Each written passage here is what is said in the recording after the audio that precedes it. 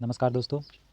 पिछली कक्षा में हमने संज्ञा एवं उसके प्रकारों का संक्षिप्त परिचय, उसके बारे में संक्षिप्त जानकारी प्राप्त की थी। आज हम उसके तीनों प्रकारों का विस्तृत विवरण और उसका अध्ययन करेंगे। तो संज्ञा के प्रकार होते हैं तीन, जिसमें पहला प्रकार था व्यक्तिवाचक संज्ञा। व्यक्तिवाचक संज्ञा में देखो उसकी परिभाषा क्या है। जिस संज्ञा शब्द से एक ही व्यक्ति, वस्तु, स्थान के नाम का बोध होता है। जैसे देखो इसमें परिभाषा में स्पष्ट है कि किसी एक ही व्यक्ति का नाम, किसी एक ही वस्तु का नाम या किसी एक ही स्थान का नाम उसका बोध होता है तो व्यक्तिवाचक संज्ञा होती है। ठीक है।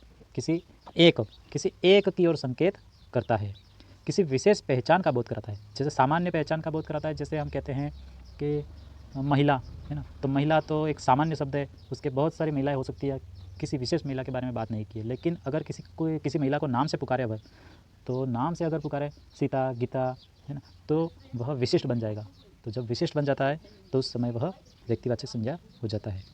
ठीक है। किसी विशेष पहचान का बोध कराता है, दूसरा पॉइंट इससे याद रखना है। जैसे देखो राकेश का नाम लेते ही अगर हम ये समझते हैं कि राकेश इस संसार में एक तो नहीं है, कई सारे राकेश हो सकते हैं, लेकिन आप जिस विशिष्ट राकेश के बारे में बात कर रहे हैं वो तो एक ही है, उसके गुणों से युक्त वह एक ही है ना। किसी विशिष्ट गुणों से युक्त एक ही व्यक्ति होता है, गुण अलग अलग होते हैं सबके।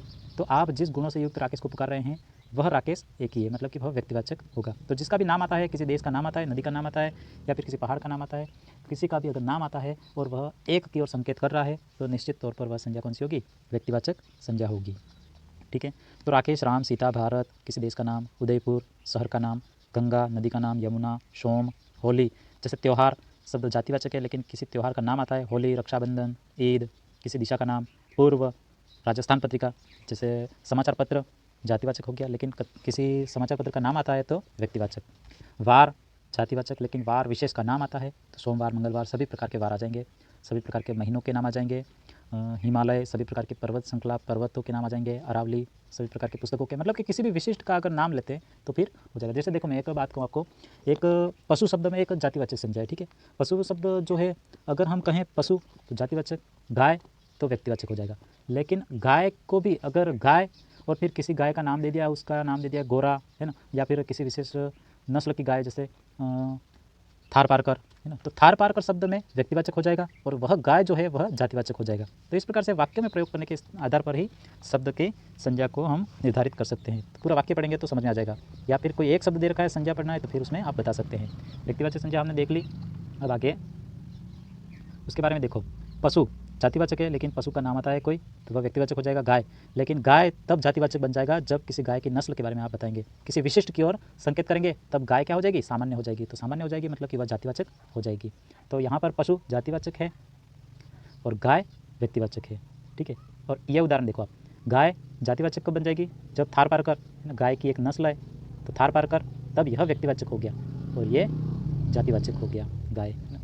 किसी भी शब्द को वाक्य में स्थान प्राप्त होने के अनुसार संज्ञा का पता लगाया जा सकता है। जब पूरा वाक्य अपन पढ़ ले, वाक्य में उस शब्द को स्थान प्राप्त हो जाता है तो उसके आधार पर हम कह सकते हैं। जैसे देखो रावण व्यक्तिवाचक संज्ञा है। इस वाक्य में देखो, रावण ने सीता हरण किया।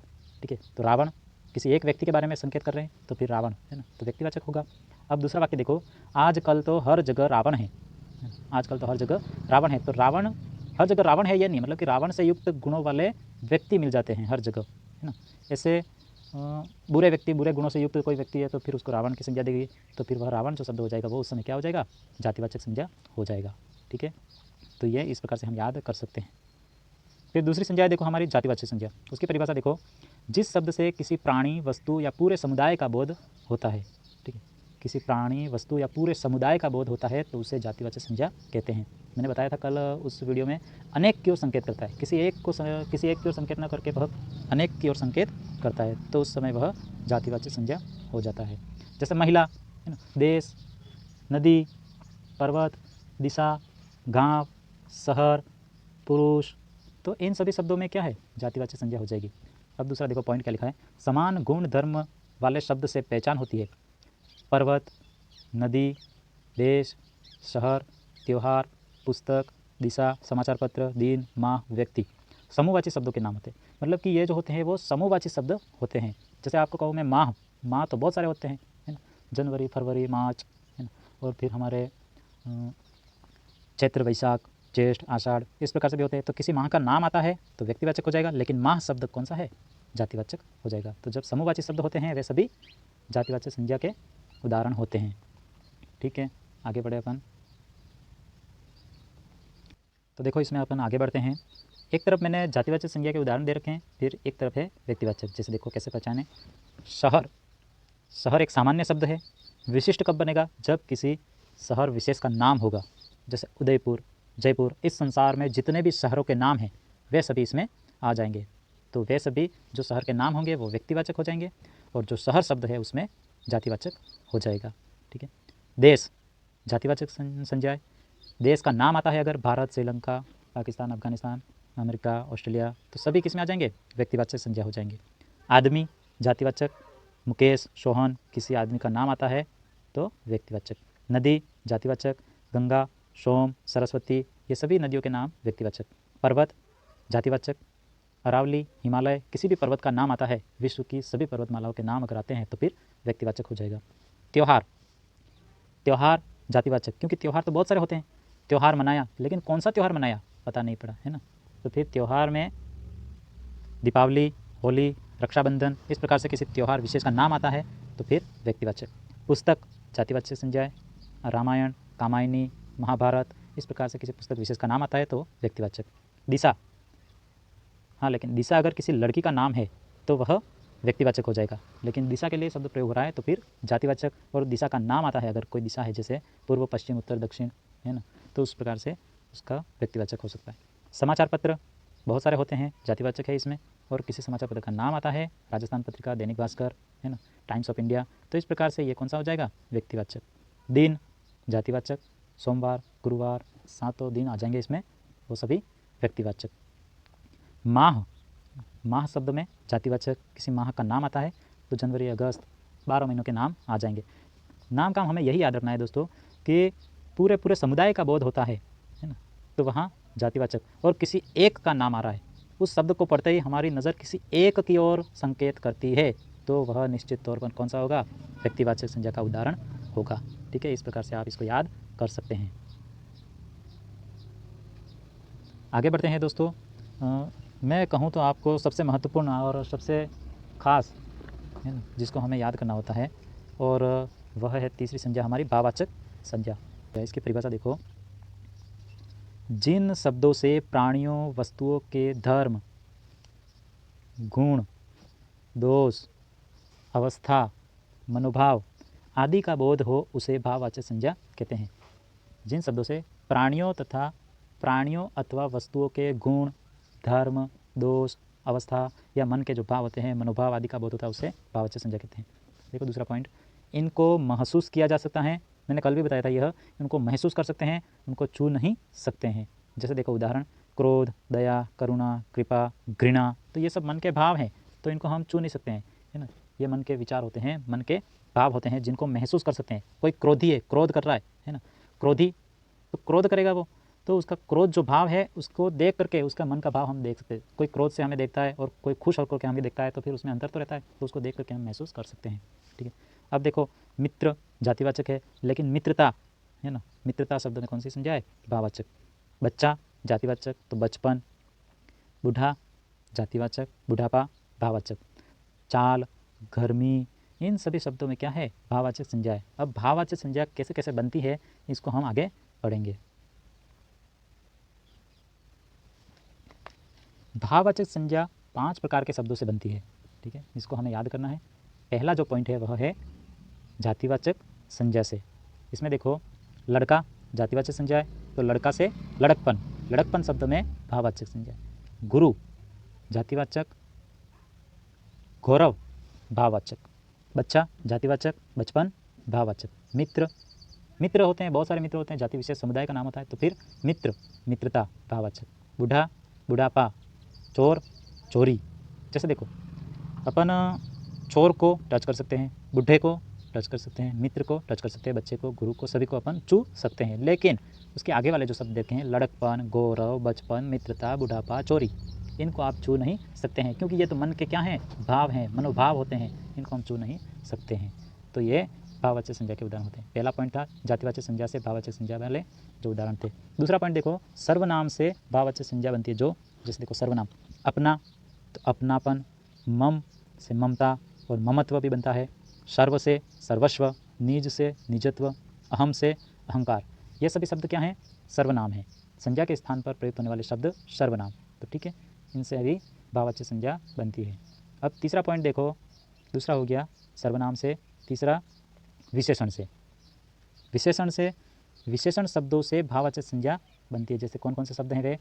चतुर तो चतुराई, सरल सरलता, मीठा मिठास, ऊंचा ऊंचाई, धीर धैर्य धीरज, बुरा बुराई, मूर्ख मूर्खता, घर्म गर्मी, शिष्ट शिष्टता।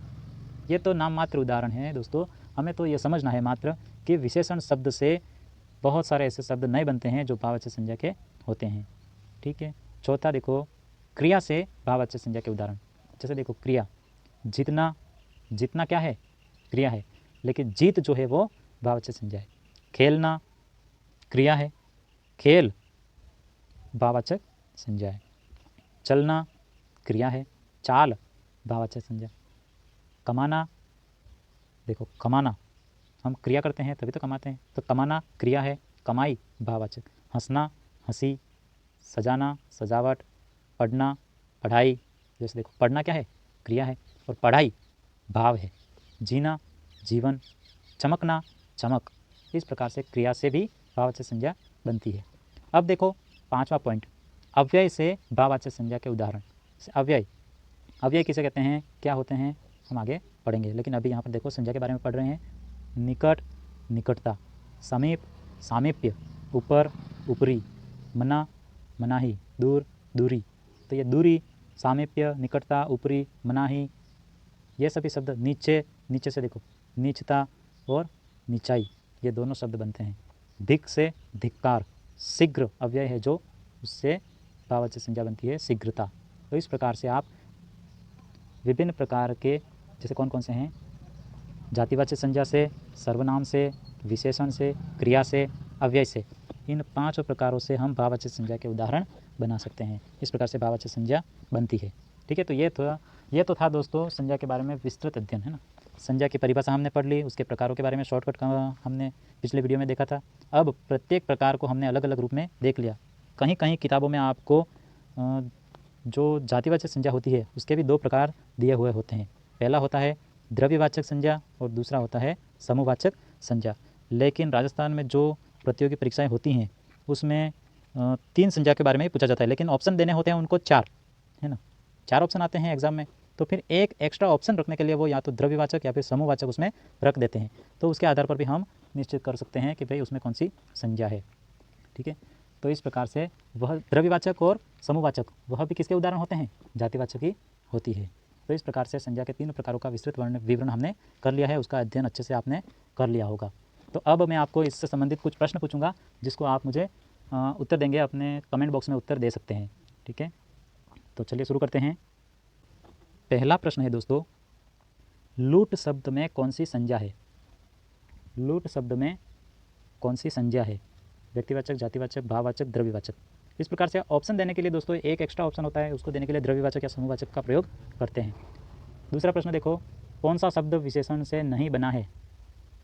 सुंदरता, मानवता, सरलता, वीरता। इस प्रकार के प्रश्न एग्जाम में बहुत सारे पूछे जाते हैं, इसलिए मैंने विशेष करके यह प्रश्न डाला है। तीसरा देखो, निम्नलिखित में कौन सा शब्द व्यक्तिवाचक संज्ञा नहीं है? निम्नलिखित में से कौन सा शब्द व्यक्तिवाचक संज्ञा नहीं है?